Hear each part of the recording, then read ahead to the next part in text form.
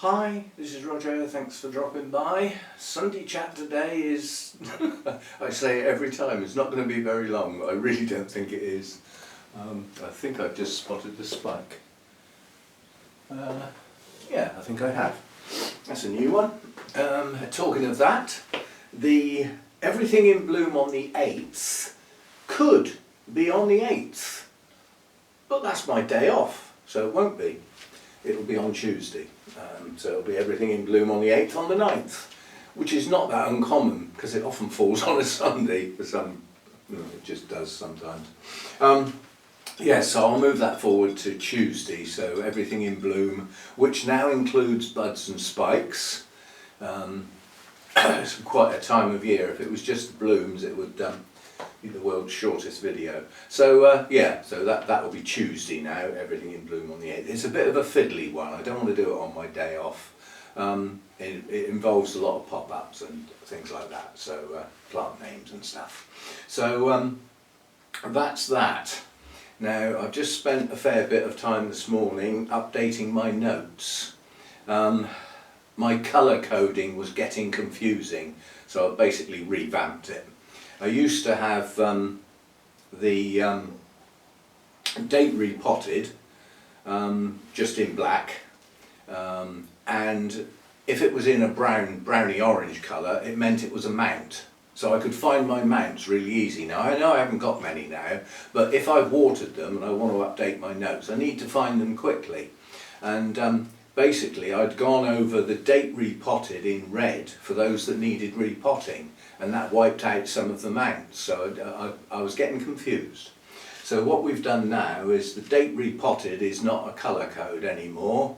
The only colour coding in there is the original brown for the mounts and the pale blue that I use for anything in a wholly clayed pot, to differentiate from a normal pot which is in black. So that's what that's for. And what I've done now is I've used a background colour for the plant name to indicate it needs repotting. And a quick count, there's between 55 and 60 to do. That's a lot. Good job I bought a big bale of moss. I would suggest the majority of those will be replacing the sphagnum moss because it's coming up for its annual time. I'm not prepared to let the sphagnum moss go on too long. Even though the New Zealand moss is reasonable quality, and in theory it should last up to 2 years, for the sake of a repot and the cost of the moss, it's not worth the risk of losing a root system. It's just not worth it. So yes, so there's a lot to do, and they will be spread over a period of probably about 3 months. The ones that I think need doing most urgently will come up the front, and those that are okay and would probably be okay till the end of the year might end up getting left till the end of the year. There are some plants that repotting in autumn is not a big deal. It's not actually a big deal. For plants that go dormant, that's not a good idea. Yeah, so ones going into winter rests or ones that are much drier in winter, it's not a good idea to repot in autumn because you're disturbing a root system at the time when the plant's probably not going to do anything towards replacing it. However, that's why traditionally spring is the time for repotting as growth restarts. And that is not a bad idea if your plant is one of those types. Some plants are in permanent growth, things like Masdevallias, they don't have a rest period. They grow continuously. They grow quicker when they're in their element. They grow slower when things aren't quite right, like tiny little short day lengths. It's not a true rest by any means. So the ideal time to repot, I still say, is when new roots are starting to grow. Being very careful not to break them, obviously. And I will probably adopt a new way of repotting this time round, because a lot of them are merely replacing the media. Getting the old media off is quite important, but not essential if it's going to cause any root damage. And I think I'm going to adopt the large container of water and put the plant in the water and give it a good shake, and try and shake as much of the old media off as possible and gently tease it out while under the water. And I think that will do a lot less damage. I mean, I like to repot dry, that's obviously going to get the plant soaking wet. But I think it will take the media off easier. Now this is controversial, and you can add your comments on as you see fit. A little email exchange with Carol today about, you know, encouraging roots. It started off about my Let's Grow Some Roots mix, which is the small bark perlite and chopped up New Zealand sphagnum moss, which has worked quite well in the main. Not in all cases though, and it was suggested perhaps I should use some seaweed. Now, this is the controversy. I can find no hard evidence that that stuff does any good whatsoever on the active ingredient elements, which is supposed to, you know, hormonal responses in the plant to encourage root growth. Those elements within a seaweed extract don't actually last long. You know, so if your bottle's been on the shelf 6 months to a year, it's probably had it. What's left is still okay. It's still a form of nutrients. There's often iron in there and things like that, but it's not a feed. It doesn't constitute a feed. It's a supplement. And some say it works wonders, things like Super Thrive. Oh, since I started using this, my plants have been growing really well. Yeah, well, it could have been something else. You could have suddenly started getting your watering right. Not necessarily the fact that you've used a drop of something that cost you an absolute fortune, because you're paying for a brand name. There's a lot of hype around that subject, so you can have your views if you have any. I have no hard evidence from, you know, commercial growers and nurseries and the like that that stuff does any good. Let's put it this way, if it was a miracle cure, don't you think they would be using it? That's the food for thought. Some of the nurseries, if you say, what do you feed your orchids on, they won't tell you, because it's a secret, because they've made their own formula perhaps. It might merely be a mix of two brand names, but they're not going to tell you. And others will say, we've used this with great results for the last 30 years. Yeah, so be it. I still think if you've got a reasonable feed, it doesn't matter that much which one you use, as long as you use something now and again when appropriate.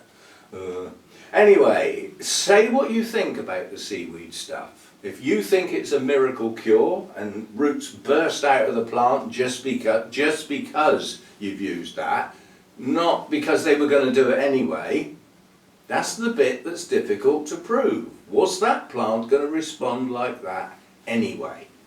And it's pure coincidence that it happened to have a couple of drips of this stuff in it. We shall see. But the one thing that is known is that the elements within it that cause hormonal responses in the plants are not long-lived. I'll call them active ingredients. It's not the right expression, but I can't remember what the hell they are. It's not something, I have used it in the past. I've got some on my shelf. It's about 4 years old, so it needs throwing away. You know, all this sort of stuff has a shelf life. So I won't be using that. I may get a small bottle of some sort of seaweed extract and try it, but it's difficult to prove one way or the other. So that's that. That's my views, and you know, take them or leave them. I'm not promoting the stuff, and I'm not poo-pooing it either. I'm just saying that I have no hard evidence, and personally I don't know. And if I don't know, I say so. So there you go. Right, so 55 odd plants to repot. Many will be just no more than teasing the old media off and putting them in fresh media, probably going back in the same pot. Quick, and they'll be done in batches if I'm doing that sort of thing. I will gather together a set of plants, enough to keep me busy and make a reasonable video, but not so many that I get fed up and start getting slapdashed. And we'll do them as a batch, and I'll choose plants that are going to get the same thing done to them. Yeah, so that if I've got to mix up a media for this batch of plants, I only need to mix up it once. Mix it up once, mix up it once. One of those two. More coffee. I am actually filming relatively early for a Sunday, because I want to get this out of the way. Right, so things coming up then. Not a lot. We've got no shows now until the end of February, and I'll see what I can do, but I don't film at that show for historical reasons. Hysterical reasons probably, but I don't film at that show. Nonetheless, I might take some pictures on my phone and then put them into a slideshow, because there will be some good plants there. I just don't film at that show. And then not long after that, only a couple of weeks after that, is the Orchid Society I belong to. It's our show, and it's our 50th anniversary show. We are doing a few specials, like, you know, join the society today and get a free orchid and get your entrance fee refunded. If that's not an incentive, I don't know what is. A lot of people are just going to sit there and do the maths and go, hang on, it's £3 to get in, it's 15 quid to join, and I'm going to get a 10 quid orchid and my £3 back for 15. Oh, I'll have some of that, even if we never see them again. But the idea is to try and encourage some new members in, get some new blood, possibly some new people who want to join in with the committee activities, either in a half post or a full post. So that's the idea. We're going to do a promotion, we dipped out. It's a little annoying that because we didn't realise it was our 50th anniversary until we were already in the year, well in the year in fact. The year is almost over at the point we're going to celebrate it. But we had a celebration, a mini celebration, for those who came to the Christmas show. We had a special 50th anniversary cake. Well, if you didn't come to the Christmas do, you didn't get any. Tough. Support the events, then you can join in. Anyway, we've got that to come, and then we'll be into the round of orchid shows that come up. There'll be visits to Burnham's and various other things. There'll be Wisley. There's a Wisley show in early spring. I'll be going to that. We've got the minibus trip to Mather's Foundation. That'll be filming there. Good stuff coming from that. So there's stuff to come up, but not yet. End of February is the start of the orchid show season, and once we get out into April towards May, the season for going out and about will begin. So we'll have that as well. But that's way down the line, obviously. New genera. I have none in mind. It's been a tradition for many, many years. Each year I try a new genus or two or three. Sometimes it's pure coincidence because I just happen to like the plant and I didn't have any others of that sort.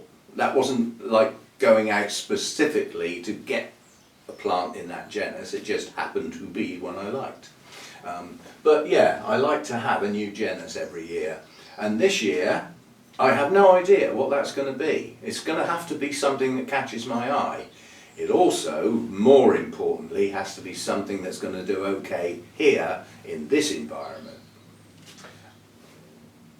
Totally different to the previous one. And we've suffered the consequences of that change quite badly. But those consequences are now virtually over. I've got the hang of what this environment now is and what it can support. And how to sort of work with it, if you know what I mean. So I should be able to bring in plants now that should be okay.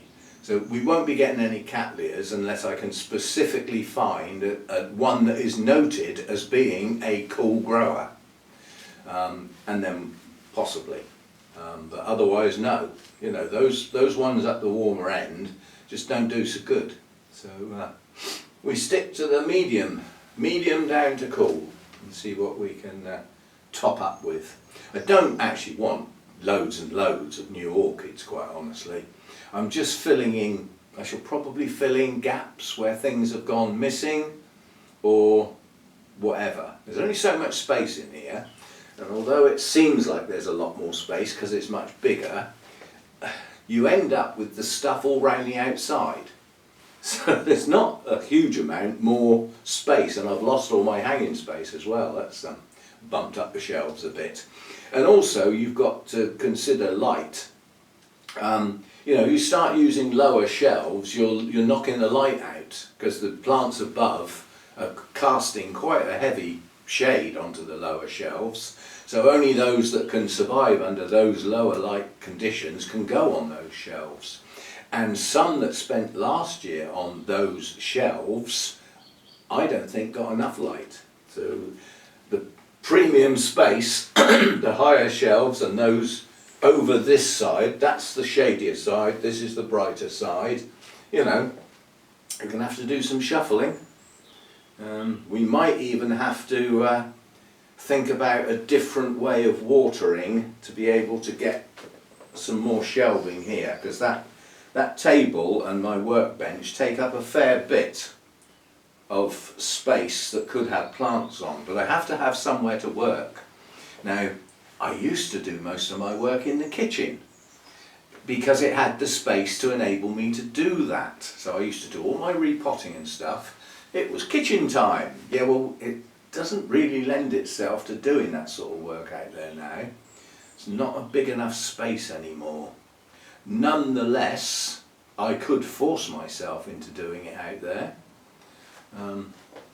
We shall see, but space is at a premium, and getting plants into the right light is as important as the right temperature. It's as important as getting your watering and feeding right. They all go together, and if one's a bit off, it might not be too bad. If more than one's a bit off, your plant is not going to thrive. It might not die, but it's not going to do as well as it should. And we've got plants in here not doing as well as they should. We need to identify some of the reasons why. Most of them are known. I just, you know, there's nothing I can do. They have to put up with it. So that's that. Daylight and lights. The daylight hours are increasing very slowly at the moment, so they're negligible. Yeah, and it's not until we get well out into February that we start seeing and noticing the change, because the day length gets longer at a faster rate, till we start to think, oh, it's getting lighter in the mornings, as though it never happened before. It happens every year, you know. The people act, it's such a surprise, you know. It's like, you know, the two rivers that, you know, Christchurch, the nearest town to me, I'm like a little village on the outskirts of where I live here, but Christchurch itself, the old name for Christchurch is Twynham, which in oldie English type words means town on two rivers, Ham being the town bit and Twy, yeah, so it's a town that sits between two rivers, and they both come together in Christchurch Harbour and then go off out to the sea. And both of those rivers have got good floodplains. They've got areas of land that take the excess water when we get silly amounts of rain like we've had over the last 3 or 4 weeks. And a lot of that land is underwater at the moment. And that means it's not in people's houses, and it's not in people's shops. And it's not flooding car parks, and not getting into supermarkets and train stations. It's on land that doesn't get used for much. It's mostly used for grazing, so it's just grassland basically, and it's left there deliberately as a catchment for excess water, and it stops everybody's homes and everything getting flooded. But yeah, the amount of water we've had is pretty grim. We're in a quiet spell now. We're going to have. I mean, I went outside to top up the bird feeders earlier. Well, about an hour ago, something like that, hour and a half ago, and it's cold outside. I nearly came back in and put my coat on. Probably about 4 or 5 degrees out there, which comes as a bit of a shock when it's been like 12 to 14 degrees outside for the last, I don't know how long. but then the consequences are we get the rain. But yeah, it's likely we are going to get some frosts, although right down on the south coast here, probably not. We shall see. And yeah, it's a lot colder. Now that leads me on to the next bit, which is when it's cold out there, it takes more to keep this place warm, because obviously there's some heat loss through the building. Yeah, double glazed, yes, but there's still heat loss. Nothing's perfect. And during the daylight hours, once the house is warm, which takes longer when the weather's colder, it takes longer for the house. Once the house is warm, I open this door and sacrifice some heat out here from the house. That stops this heater kicking in all day long, because at the moment it's kicking on and off all night. So once it gets dark, once we get to about 4 o'clock, 4:30, I close the door round. And literally last night, within half an hour of me closing that door round, the heater came on. So that heater's on for a lot now overnight. That's where the big cost is running this place. It's not summertime. There's hardly any expense in running this place in the summer, apart from the water usage. Obviously my RO unit, I'm on a water meter, I use a bit more water. But it's not enough to worry about. I don't sort of hang my head thinking, how am I going to pay my water? Water bill is next to nothing compared with heat, electricity, gas, that sort of stuff. So it's this time of year where the costs are high to run this place. And that's where we lead on to the thank yous for those who have done a financial contribution at my worst expensive time of year. So that is greatly appreciated. As I said, that money goes into the orchid pot. The money to heat the house I pay for. I'm going to have to do that. If there was no conservatory here and I had no orchids, I'd still have to pay for that, wouldn't I? So I don't count that. I count the excess that I have to pay to keep this place going. That's the additional cost to enable me to have the orchids and run the YouTube channel. And to some extent keep you people happy, give you something to do. Sit and watch a video. I could say, haven't you got anything better to do? But I won't. Let's keep the channel nice and happy and keep everybody happy. It's good stuff. And I'm dead pleased that people follow the channel. It's it is appreciated, don't get me wrong. And as I said, any support is gratefully received, whether it's financial or whether it's nothing more than watching a video now and again and doing a thumbs up. It all helps. And as far as the other channels are concerned, we had a bit of a blow with the gardening channel, suddenly finding out that due to not very precise wording, shall we say, we were under the impression that we wanted 500 subscribers and 3,000 watch hours to get monetized on the gardening channel. And I was quite looking forward to that coming soon. And then I personally got in there and investigated rather than believing what others had said, and found out that that's not true. Basically, the increase that went up to 1,000 subscribers and 4,000 watch hours still stands to get the full monetization YouTube partner program up and running. So, instead of only having 600 watch hours to get, we've now got 1,600 to get. So it's now in the distance. Quite a bit in the distance. And we've now got 400 and something plus subscribers to get. Whereas I'd already got my 500 subscribers. Now we've got to get it up to 1,000. So it's going to take a while. And the gardening channel has got 3 videos in the queue. When I get them done, I don't know. But the one video I will do this week, while we haven't got rain, is I'm going to go round the planted border, as it's called. That's got its own playlist. And we'll have a look at what's coming up. Yeah? Because there are things. There's stuff growing out there. There's stuff poking through. So we'll have a look round and see what's going on. As I say, I've even got a shrub in bloom out there. So we'll have a look at that. It'll be like an early, well, late winter update, I suppose you'd call it. What's starting to grow out there will probably go on hold now the weather's broken and it's gone cold again for a week or so, and then then we'll see what happens. But that's one. I've also got a block, join the fence to the shed thing, some work. I've got to get me tools out and, you know, screwdrivers and saws and stuff, and do that. That'll be a video. Fixing the fence on a more permanent nature.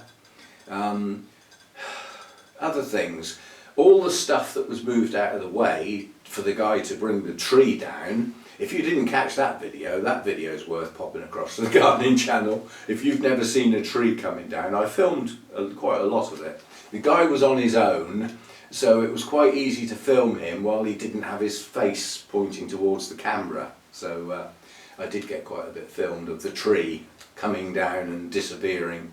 So, but yeah, there's everything in the garden's in the wrong place. That's all got to be put back, and I don't want to do that until I've done the bit of work on the corner of the shed to the fence post. Get that done first, so there's videos there.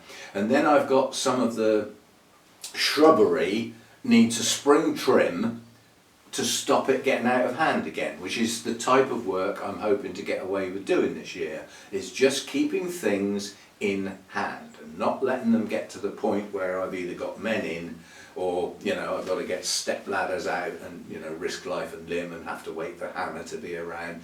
I'm hoping to avoid all that this year and just do trimming.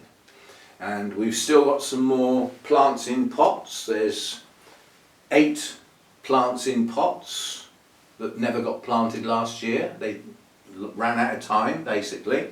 So once we get to some better weather, sort of March, April time, those will go in. They're going to find some places in the gravel beds, but I didn't want to put them in last year because we still had the big bamboo to bring down, which meant walking in the area where I want to put some of those plants, and also trimming that hedge along that left hand side there. That means walking around in that area. Once that's done, the plants can go in and get that done. And then obviously we start enjoying the garden. It was difficult to enjoy it last year. Every time I went and had a sit down, go and sit down in the sun with Mojo and a glass of wine, and everywhere I looked was a job that needed doing, that was going to be hard work. I haven't got any of that this year. So that'd be good. And the Bonsai Channel, work will start on the bonsai probably late February. We've got some repotting and stuff to do. So that channel will come up from nothing for some considerable time to some work being done. So that one will start moving a little bit. So that's what's going on the other 2 channels, and any support over there is always appreciated. But at the moment, I mean, the Bonsai Channel is monetised. It's never going to earn much money because it's never going to grow much. But the gardening channel, any support that can be done to that channel, which is watching videos and subscribing if you're not, is greatly appreciated. Let's get those numbers up and get that one up and running. And keep this one going. Let's not forget the main one, you know, the reason for getting up in the morning and all that, as they say. So I've got no new blooms to show you, and as it's everything in bloom on Tuesday, I probably would withhold it anyway and wait for Tuesday. So we shall see how that goes. And yeah, news and views of what's going on in the world. You probably wouldn't want to hear my news and views on that sort of stuff, so I keep it to myself. But there are a few people I'd like to bang their heads together. Stubbornness of some people. And I mean, it's quite simple. If this is your country and that's someone else's, you shouldn't be in it. Back behind the lines. So yeah, let's hope we get a peaceful year. We're not going to get it. All we can do is hope, and we can have no effect on it whatsoever. So all we can do is hope. But they say living in hope is a good thing. Not so sure. Yeah. Interfere with things you can have an effect on. If you can't, then, well, hope, I suppose, is what's left.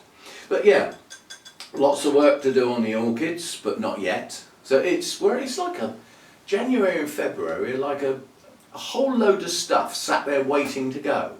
and you can't. So we'll just have to wait, you know, gardening stuff and things coming into bloom, it's down the line. Bonsai coming back into leaf, getting repotted, perhaps getting some reshaping done, down the line. Orchids getting repotted, split up, down the line. I think we should all hibernate for January and February. Just not do anything. Anyway, that'll do for today. Yeah, things will start going.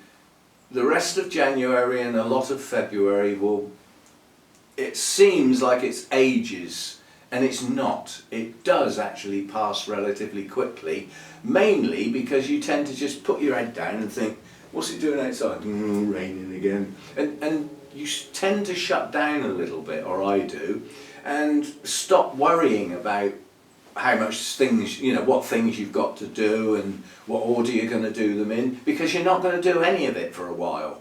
And then that while passes relatively quickly, and, you know, before we know it, we'll be heading towards the end of February and things will start firing up.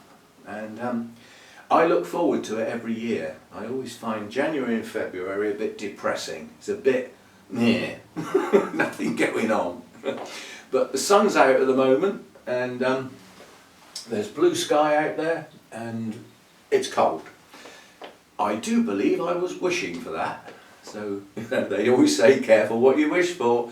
This, to me, is infinitely better than rain. Yeah? Especially when you've had more than enough of it, and you still seem to keep getting it on top of what you've already had. This will give things a chance to dry out and drain away. You know, so, and it will be good stuff. And I'm also looking forward to the next time I clear up, we'll have a go with the leaf blower. Well, say that people on the Orchid Channel don't know about that. That was an unboxing video on the gardening channel. I decided to get a leaf blower. I haven't tried it out yet, but we just turned it on to make sure it worked, which it does. So I'm looking forward to giving that a go, blasting the leaves up to one end of the garden under the bamboo and not have to pick them up, not have to worry about them, and keeping this place nice and tidy. Again, huge pile of leaves out here. It's not only a leaf blower, it's also a sucker, it's a vacuum, but apparently it works very poorly, according to reviews, if the leaves are wet, because they clog up the inside of the bag and the air can't get through, so it stops working properly. You have to keep unclogging the bag and everything, but it works well if the leaves are dry.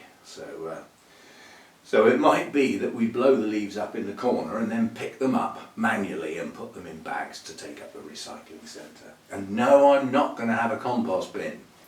It's all very well composting all these leaves and weeds and stuff like that, but I've got nowhere to put the compost to use it. I've only got that little bit there. That's another job. I've got 3 bags of bark mulch to suppress weeds and everything, and I've only used 1 of them. So the other 2 bales of that have got to be done. But I want to wait till things start to grow, and I've had another little weeding session before I put that on, because I don't want to bury stuff that's just coming out the ground. I want to get things up above ground level so I can see where they are. So we'll wait to do that. So yeah, some things to look forward to, and yeah, it's quite a bit of work to do in here. I was just looking at that Restrepia there. Restrepias come and go. They are, well, I class them as perpetual bloomers, although they do have periods with no blooms on. But this one's having a little moment. This one's got 3 blooms out. Now, again, you know, they're not huge, but they're lovely blooms, and it's a lovely splash of a deep purple colour in the corner of the grow room. It's dripping all over me sandals here. This thing's got watered recently. So, yeah. Virtually all the Restrepias are down for a repot. There's some of them have got the Welsh moss in. That's broken down. I can see it is. I don't have to, you know, and it's getting a bit niffy as well. So there's that. And others were done with sphagnum moss. So they'll all get a quick repot into some nice fresh media, encourage more root growth, and yeah. So yeah, looking round, there's a good bit of work to do this year, but a lot of it is merely replacing the media before it goes off. Yeah, so it's preventative. Yeah, rather than becoming a rescue, which is what happens if you leave it too long and it starts to go off, turns acidic, damages your roots, and eventually takes your root system down. Then you're into a full-blown rescue, which can take a year or two. Well, repotting early and preventing it getting into that stage allows it to progress without too much of a gap. I mean, sometimes you'll get a little bit of a stall on a plant because you've disturbed the roots, but then that can be avoided to the best of your ability by taking great and extreme care as you repot not to mank the roots and not bash them around. It's not so much worrying about breaking them, they bruise and they become damaged and they don't work as well. So great care when repotting. So we'll have some of that. And yeah, I'm going to call that a day, and thanks for dropping by. See you next time, and the next time will be Everything in Bloom on Tuesday. So see you then. Again, thanks for dropping by. Thanks for supporting the channel in whatever way you do. Channels, keep forgetting to put the S on the end. Bye for now. The bit on the end, I knew there was something I forgot, was niggling at me.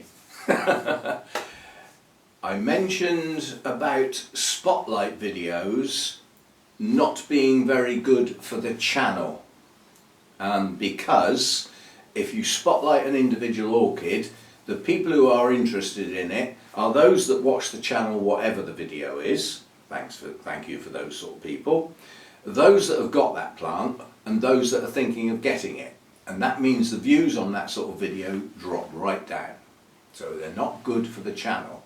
However, sticking a spotlight on the end of the Sunday chat doesn't mess with the channel, because those that watch the Sunday chat will watch the Sunday chat.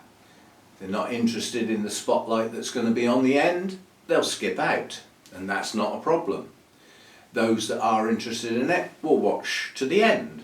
So I think putting a spotlight video, good go at a particular plant, on the end of the Sunday chat means that there are some, because people do look forward to them, some people, and it puts it in a place where it's not harmful to the channel, because a video that goes up that gets very few views, YouTube see a dip and they sort of think, hello, what's going on over there? You know, that normally has this number of views, that video's gone right down. Are they starting to do things that people don't like? Yeah? So that you won't get promoted as much, it's as simple as that. So we might add spotlights at the end of the Sunday chat. Good idea? Yes? No? Indifferent? Don't give a monkeys? That's what the comment section's for. See you next time.